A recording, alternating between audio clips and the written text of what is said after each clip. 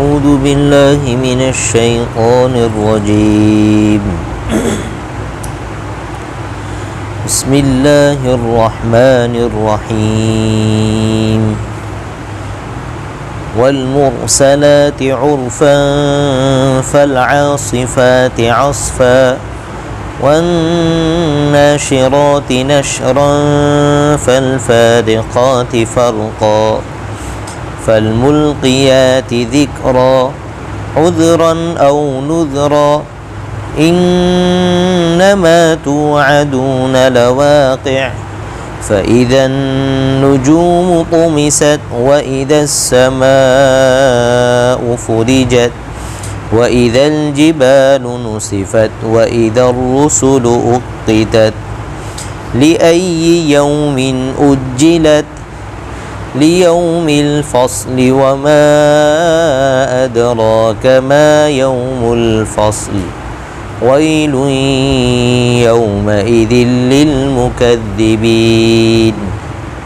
ألم نهلك الأولين ثم نتبعهم الآخرين كذلك نفعل بالمجرمين ويل يومئذ للمكذبين ألم نخلقكم من ماء مهين فجعلناه في قرار مكين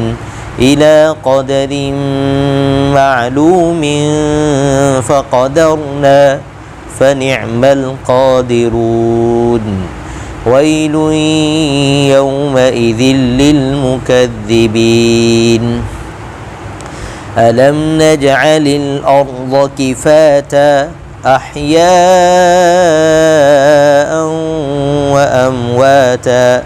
وجعلنا فيها رواسي شامخات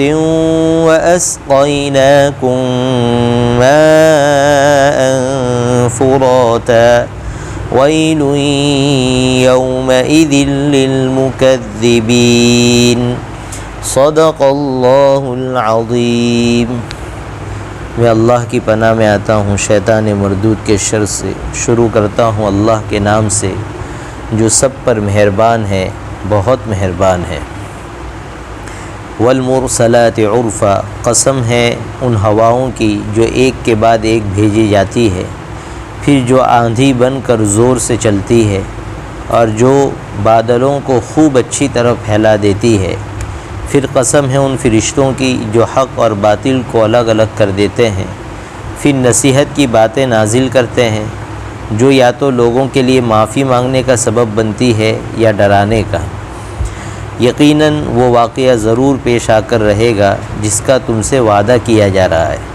چنانچہ جب ستارے بجھا دیے جائیں گے اور جب آسمان کو چیر دیا جائے گا اور جب پہاڑ ریزہ ریزہ کر دیے جائیں گے اور جب پیغمبروں کے جمع ہونے کا وقت آ جائے گا۔ کوئی پوچھے کہ اس معاملے کو کس دن کے لیے ملتوی کیا گیا ہے، تو اس کا جواب یہ ہے کہ فیصلے کے دن کے لیے۔ اور تمہیں کیا معلوم کہ فیصلے کا دن کیا چیز ہے؟ بڑی خرابی ہوگی اس دن ایسے لوگوں کی جو حق کو جھٹلاتے ہیں۔ کیا ہم نے پہلے لوگوں کو ہلاک نہیں کیا؟ پھر انہی کے پیچھے بعد والوں کو بھی چلتا کر دیں گے۔ ایسا ہی سلوک ہم مجرموں کے ساتھ کیا کرتے ہیں۔ بڑی خرابی ہوگی اس دن ایسے لوگوں کی جو حق کو جھٹلاتے ہیں۔ کیا ہم نے تمہیں ایک حقیر پانی سے پیدا نہیں کیا، پھر ہم نے اسے ایک مضبوط قرار کی جگہ میں رکھا، یعنی ماں کے پیٹ میں، مقررہ وقت تک، یعنی 9 مہینے تک۔ پھر ہم نے توازن پیدا کیا، چنانچہ اچھا توازن پیدا کرنے والے ہم ہیں۔ بڑی خرابی ہوگی اس دن ایسے لوگوں کی جو حق کو جھٹلانے والے ہیں۔ الم نجعل الارض کفاتا، کیا ہم نے زمین کو ایسا نہیں بنایا کہ وہ سمیٹ کر رکھنے والی ہے زندوں کو بھی اور مردوں کو بھی، اور ہم نے اس میں گھڑے ہوئے اونچے اونچے پہاڑ پیدا کیے اور تمہیں میٹھے پانی سے سیراب کرنے کا انتظام کیا۔ بڑی خرابی ہوگی اس دن ایسے لوگوں کی جو حق کو جھٹلاتے ہیں۔ الحمدللہ اللہ کے فضل و کرم سے ہماری سورہ دہر کی تفسیر مکمل ہوئی تھی اور آج یہ سورہ مرسلات کی تفسیر شروع ہوئی۔ سورہ دہر میں اللہ تعالیٰ نے یہ بات بیان فرمائی تھی کہ انسان کو اللہ نے منی کے نطفے سے پیدا کیا، ماں اور باپ کے ملے ہوئے منی کے نطفے سے، اور بیکار پیدا نہیں کیا، اس لیے پیدا کیا تاکہ ہم اس کا امتحان لیں کہ دنیا میں جا کر یہ آدمی، یہ انسان اچھے عمل کرتا ہے یا برے عمل کرتا ہے۔ چنانچہ اللہ نے فرمایا تھا اِنَّا هَدَيْنَاهُ السَّبِيلَ اِمَّا شَاكِرًا وَإِمَّا كَفُورًا، کہہ رہے ہیں ہم نے راستہ سمجھا دیا ہے، اب دو ہی آپشن ہے، یا تو انسان اللہ کا شکر گزار بندہ بن کر آئے گا یا کافر اور ناشکرہ بن کر آئے گا۔ پھر دونوں کا بدلہ بھی بتایا تھا کہ جو نیک لوگ ہیں ہم ان کو کیا بدلہ دیں گے، وہ پوری تفصیل کے ساتھ اللہ نے 10 حالتیں جنت کی سنائی تھی کہ جنت میں جا کر ان کے ساتھ یہ ہوگا، یہ کپڑے پہنیں گے، یہ ایسی مجلس ہوگی، ان کی ایسی عزت کریں گے، ایسے برتنوں میں ان کو شراب پلائیں گے، اور شراب کی کوالٹی اللہ نے بتائی، وہ سب چیزیں ہو گئی۔ اب اس صورت میں جو ہے کافروں کے ساتھ کیا معاملہ ہوگا، ان کے عذاب کی تفصیل بھی ہے، اور یہ صورت مکۃ المکرمہ میں اس وقت نازل ہوئی تھی جب آپ صلی اللہ علیہ وسلم کی بہت زیادہ مخالفت کافر کرتے تھے، اور بار بار یہ کہتے تھے کہ تم جس عذاب کا وعدہ کرتے ہو وہ عذاب لے آؤ، ہم پر جو ہے آسمان سے انگارے گراؤ، ہم دیکھیں کہ کیسا عذاب آتا ہے تاکہ ہمیں پتہ لگے کہ تم اللہ کے رسول ہو۔ تو اس میں جو ہے تھوڑا لہجہ بہت سخت ہے، دھمکانے والا ہے، اور اللہ تعالیٰ نے جو ہے یہ جواب دیا ہے کہ ہم جب کسی چیز کو کرنے پر آتے ہیں اور اس کو ہمیں وجود میں لانا رہتا ہے تو اس کے اسباب بھی ہم پیدا کر دیتے ہیں۔ اس کی ایک مثال سمجھنی ہے تو سمجھو، جیسے ہمیں بارش برسانی رہتی ہے تو ہم بارش کا پورا سسٹم چلا دیتے ہیں، ہوائیں چلاتے ہیں، بادلوں کو لاتے ہیں، پھر ایسی ہوائیں لاتے ہیں جو ان بادلوں کو تیزی کے ساتھ جو ہے ایک جگہ جمع کرتی ہے، پھر زور و شور کی بارش ہوتی ہے، پھر ایسی ہوائیں بھی آتی ہے جو بارش کے بعد ان بادلوں کو دور دور پھیلا دیتی ہے۔ کہا دیکھو ہمیں بارش برسانی تھی تو ہم نے نظام بنایا، اور نظام بنا کر بارش برسا دی۔ اسی طرح جب ہم چاہیں گے اور قیامت لانی ہوگی تو ہم یہ کائنات کا نظام ختم کر دیں گے، ستارے بے نور ہو جائیں گے، آسمان چیر دیا جائے گا، پہاڑوں کو بے وزن کر دیا جائے گا، اور آنن فانن قیامت آ جائے گی، تم بات کس کی کرتے ہو؟ تو یہ بات ہے۔ تو اللہ نے شروع میں جو ہے ہواؤں کے نظام کو قسم کے طور پر پیش کر کے سمجھایا ہے کہ اللہ جب کوئی نظام برپا کرنا چاہتے ہیں تو اس کے اسباب بھی لے آتے ہیں، وہ اسباب اللہ کے لیے ناممکن نہیں۔ اور پھر آگے 2-3 چیزیں بیان کر کے یہ بتایا ہے کہ تم مان جاؤ، ورنہ جیسے پہلوں کو ہم نے ہلاک کیا ویسے تم کو ہی کیا کر دیں گے، ہلاک کر دیں گے، اور تمہارا نام لینے والا بھی کوئی نہیں رہے گا۔ اور رہ گیا تم کو یہ شک کہ ہم مرنے کے بعد دوبارہ زندہ ہوں گے یا نہیں ہوں گے، تو اللہ کچھ نظام بتا رہے ہیں، ابھی آیت میں تفسیر آئے گی، کہ اس میں غور کرو، تمہیں خود بخود جواب مل جائے گا کہ تمہارا پیدا کرنا اللہ کے لیے مشکل نہیں۔ یا اللہ نے قسم کھائی ہے والمرسلات عرفا، ہواؤں کی قسم کھا رہے ہیں۔ ہوائیں جو چلتی ہے وہ کچھ وہ ہوتی ہے جو ہمارے نفع کی ہوتی ہے، بادلوں کو لے کر آتی ہے، خوشگوار ہوائیں ہوتی ہے، اور کچھ ہوائیں وہ ہوتی ہے فالعاصفات عصفا، جو بہت تیز آندھی بن کر آتی ہے، سب کچھ آدمی کا نقصان ہوتا ہے، جانوں کا، مالوں کا، دونوں طرح کی ہوا اللہ تعالیٰ چلاتے ہیں۔ تیسری ہوائیں وہ ہوتی ہے جو بارش ہو جانے کے بعد بادلوں کو واپس جو ہے بکھیر کے آسمان میں پھیلا دیتی ہے۔ تو اللہ ان تمام ہواؤں کی قسم کھا رہے ہیں، اور یہ بتلا رہے ہیں کہ بارش برسانے کے لیے ہم نے یہ اسباب تیار کیے، اسی طرح قیامت لانے کے لیے اسباب تیار کر دیں گے اور قیامت آ جائے گی۔ ان ہواؤں کے بارے میں آگے ہیں فالملقیات ذکرا عذرا او نذرا، کہ یہ ہوائیں اللہ کا ذکر ڈالنے کا ذریعہ بنتی، اور وہ ذکر یہ ہے کہ جب ایسی ہوائیں چلتی ہے تو عذرا او نذرا، ہوائیں دو ہی طرح کی، یا تو نفع کی ہوا چلے گی، بارش والی آئے گی، یا پھر آندھی والی چلے گی۔ اور ہوائیں جب بھی چلتی ہے ٹینشن والا معاملہ رہتا ہے۔ آج دنیا جو ہے ہر چیز کو انجوائے کرتی ہے، حالانکہ آپ صلی اللہ علیہ وسلم کا یہ حال احادیث میں موجود ہے۔ امی عائشہ رضی اللہ عنہ فرماتی ہے کہ جب ہوائیں چلتی تھی تو آپ صلی اللہ علیہ وسلم کا چہرے انور کا رنگ بدل جاتا تھا، ٹینشن میں آ جاتے تھے، نماز پڑھتے تھے، مسجد میں چکر کاٹتے تھے یا گھر میں چکر کاٹتے تھے۔ ہم پوچھتے تھے کہ حضور آپ اتنے پریشان کیوں ہو رہے ہیں؟ تو حضور فرماتے تھے کہ مجھے نہیں پتہ کہ ان ہواؤں میں بارش ہے یا اللہ کا عذاب ہے۔ پھر کوٹ فرماتے تھے کہ قوم عاد پر اللہ نے انہی بارشوں کے انہی بادلوں کے ذریعے آگ برسائی ہے، لہذا مجھے نہیں پتہ کہ اس میں آگ ہے یا بولو رہے بارش، نہیں پتہ، اس لیے میں گھبراتا ہوں۔ پھر جب بارش کے قطرے نازل ہوتے تھے تو آپ صلی اللہ علیہ وسلم کو سکون ہو جاتا تھا کہ اللہ کا عذاب نہیں۔ حالانکہ آپ صلی اللہ علیہ وسلم کے ساتھ وعدہ کیا گیا تھا، وَمَا كَانَ اللَّهُ لِيُعَذِّبَهُمْ وَأَنْتَ فِيهِمْ وَمَا كَانَ اللَّهُ مُعَذِّبَهُمْ وَهُمْ يَسْتَغْفِرُونَ۔ اس امت پر دو بڑی نعمت ہے۔ پہلا اللہ نے وعدہ کیا تھا کہ جب تک آپ ان میں موجود ہیں ہم ان کو پہلوں کی طرح عذاب نہیں دیں۔ پہلی امت کیسے ایک دھڑام سے ہلاک کر دی گئی، آسمان سے عذاب نازل کر دیا۔ آپ صلی اللہ علیہ وسلم کا رتبہ، عہدہ اور آپ صلی اللہ علیہ وسلم کا مقام اللہ کے یہاں اتنا بڑا ہے کہ آپ صلی اللہ علیہ وسلم کی رحمت کے صدقے میں اس امت کے کافروں پر بھی اللہ نے آسمان کا عذاب روک کے رکھا ہے۔ ان کے لیے عذاب ہے، مسلمانوں کی تلوار ہے۔ جب جہاد ہوتا ہے تب ان کو سپاٹے دلاتے ہیں اللہ تعالیٰ، ورنہ آسمانوں سے آگ برسا دینا، زمین میں دھسا دینا، اس طرح کے عذاب اللہ نے روک کر رکھے ہیں حضور کی جو ہے لاج رکھ کر۔ تو اللہ نے وعدہ کر رکھا تھا کہ جب تک آپ ان میں موجود ہیں ہم ان کو عذاب دینے والے، اس کے باوجود آپ صلی اللہ علیہ وسلم ہمیشہ گھبراتے رہتے۔ لہذا ایسے موقع پر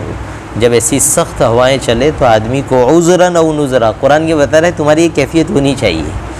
کہ بارش ہونے لگے ایسی ہواؤں سے تو آدمی سوچے بارش اللہ کی کتنی بڑی نعمت ہے، اور اس کی وجہ سے ہمارے کھانے پینے کا نظام چلتا ہے، اور اللہ کے اس چلائے ہوئے نظام کو کھا پی کر ہم زندگی گزار رہے ہیں، پھر بھی ہمیں بہت ساری کوتاہیاں ہیں، پھر بھی ہمیں بہت سارے گناہ ہیں، عذراً، اور آدمی اللہ سے عذر پیش کرے کہ پیارے اللہ ہمیں اپنا وفادار بنا دے اور ہماری زندگیوں سے گناہوں کو ختم کر دے۔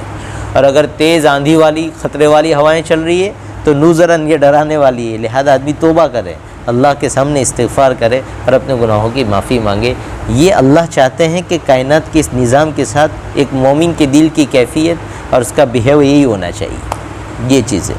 پھر آگے اللہ فرماتے ہیں انما توعدون لواقع، کہ جس چیز کا ہم تم سے وعدہ کر رہے ہیں وہ ضرور واقع ہوگی، اور وعدہ ہے کہ ہم تمہیں ایک مرتبہ مرنے کے بعد دوبارہ زندہ کریں گے، اور یہ واقع ہو کر رہے گا۔ کافر کہتے تھے کیسے واقع ہوگا، ہم تو نہیں مانتے ہیں۔ تو اوپر کا نظام جو ہے اللہ کہہ رہے ہیں اس میں غور کرو کہ ہم جب بارش برسانا چاہتے ہیں تو ہوائیں بھی لے آتے ہیں، بادل بھی لے آتے ہیں اور بارش بھی ہو جاتی ہے۔ اسی طرح جب چاہیں گے کہ قیامت واقع ہو تو اللہ کہہ رہے ہیں فَإِذَا النُّجُومُ طُمِسَتْ، اسی دن جو ہے ستاروں کی روشنی غائب کر دیں گے، یا تو ستارے ٹوٹ پھوٹ کر ختم ہو جائیں گے، یا اللہ چاہیں گے تو اس کی روشنی ختم کر دیں گے۔ وَإِذَا السَّمَاءُ فُرِجَتْ، آسمان کو اللہ چیر دے گا،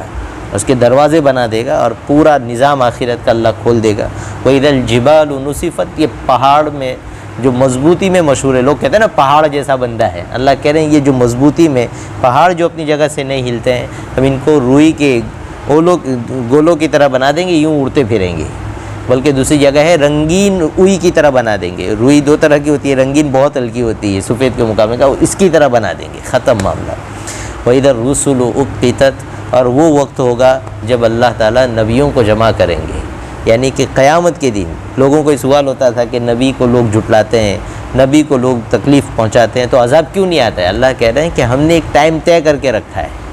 اور ظاہر سی بات ہے کہ جب قیامت کا انکار کریں گے تو مسلمانوں کے دلوں میں بھی خیال آتا تھا جو حضور کے زمانے میں تھے کہ ابھی ان کی پکڑ ہونی چاہیے،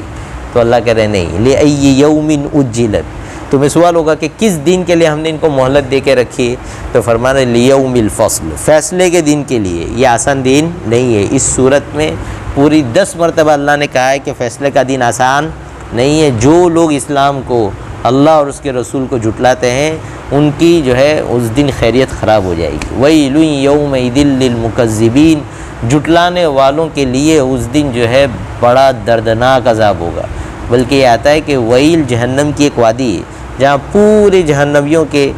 پیپ اور خون جمع ہوتے ہیں، یہ ان کو سزا دی جائے گی، یہ ان کو پلایا جائے گا، بہت خطرناک عذاب ہوگا۔ پھر آگے جو ہے اللہ فرما رہے ہیں أَلَمْ نُهْلِكِ الْأَوَّلِينَ ثُمَّ نُتْبِعُهُمُ الْآخِرِينَ، کہ یہ وہ تو آخرت کا عذاب ہے، اور تم جو بہت شان سے ہمارے نبی سے کہتے ہو نا کہ عذاب لے آؤ اور یہ کرو وہ کرو، تو اللہ فرما رہے ہیں کہ تمہارے ارد گرد ایسی قومیں موجود ہیں جن کو ہم نے ہلاک کیا ہے، قوم سمود، قوم عاد یہ تو وہ لوگ تھے کہ مکہ والے جب شام جاتے تھے نا تو ان کے گھروں سے ہو کر گزرتے تھے، ان کو پتہ تھا کہ یہاں عذاب آیا ہے، ان کو پتہ تھا کہ ان بستیوں کو ہلاک کیا گیا ہے، تو اللہ کہہ رہے ہیں رات دن وہاں سے گزرتے ہو، عقل کام نہیں کرتی تمہاری؟ کہ یہ بڑی طاقتور لوگ تھے، اور یہ کہتے تھے من اشد منا قوہ، پہاڑوں کو اپنے ناخنوں سے تراش لیتے تھے، اور یہ کہتے تھے کہ ہم سے بڑا طاقتور کون ہے؟ ان کا کلچر بھی بہت اوپر کا تھا۔ اللہ کہہ رہے ہیں سب کو مٹا دیا، ثم نتبعهم الآخرین۔ وہ فرعون کو دیکھو، وہ کہتا تھا انا ربکم الاعلی، اللہ کہہ رہے ہیں ہم نے اس کو بھی کیا کر دیا؟ ہلاک کر دیا۔ ثم نتبعهم الآخرین، اور تم نہیں سدھرے تو ہم بھی تمہیں ان کے پیچھے چلتا کر دیں گے۔ یہ مکہ کے قریش والوں کو، مکہ والوں کو دھمکی تھی بالکل مکہ کے دور میں کہ اگر تم نہیں مانے اور یہ جو نبی دعوت دے رہے ہیں اس پر نہیں آئے اور تم مخالفت پر رہے تو رہو۔ ہمارا بھی ایک اصول ہم تم کو بتا دیتے ہیں کہ ہم مجرموں کو چھوڑتے